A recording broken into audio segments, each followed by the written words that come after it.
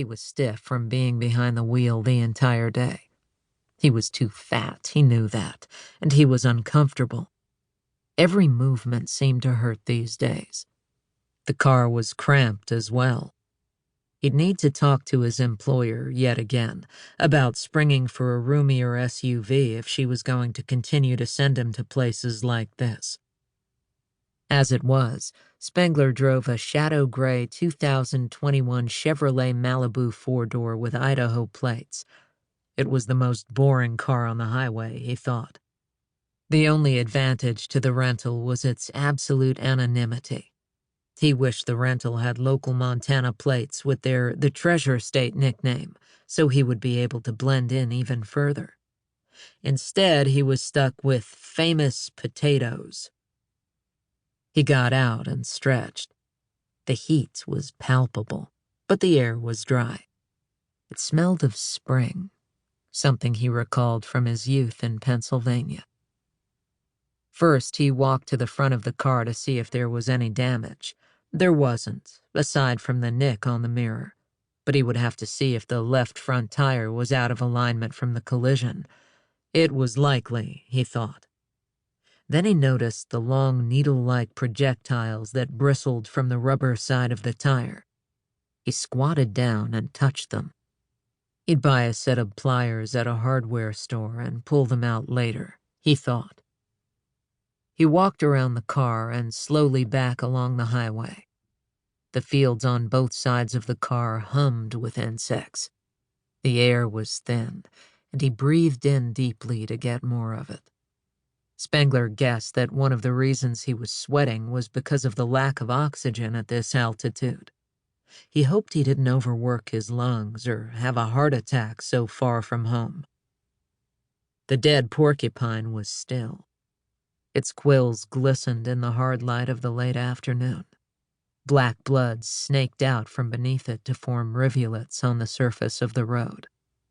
He could see dull open eyes, yellow teeth, and yellow claws. Fleas teemed through its coat. He sighed. Porcupines were his granddaughter's favorite animal. Spengler didn't know why. She called them porky-pines and had dressed up as one the previous Halloween. Her mom, Spengler's only daughter, had attached a dozen brush heads to the back of her costume using Velcro.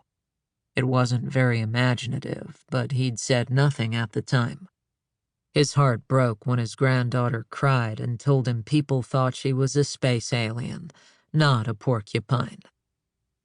He thought about taking a photo of the dead animal and sending it to his granddaughter, but he couldn't find an angle where it didn't look dead.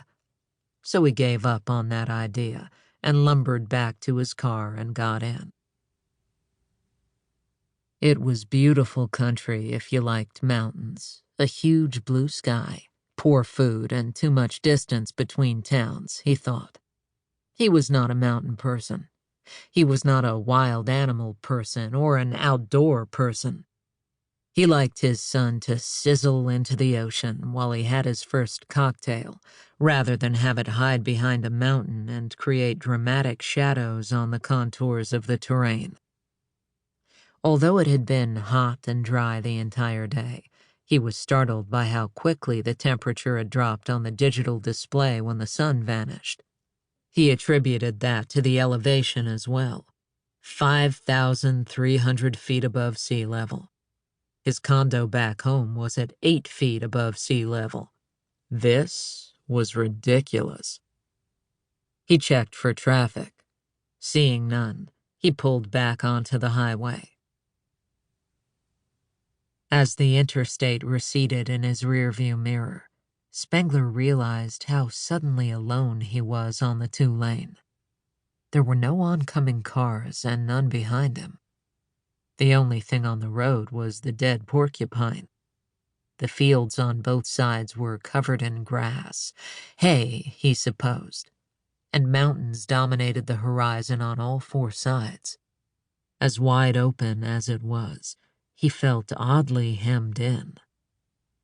A towering smokestack reached up into the heavens to his left. That was all there was, just a smokestack high upon...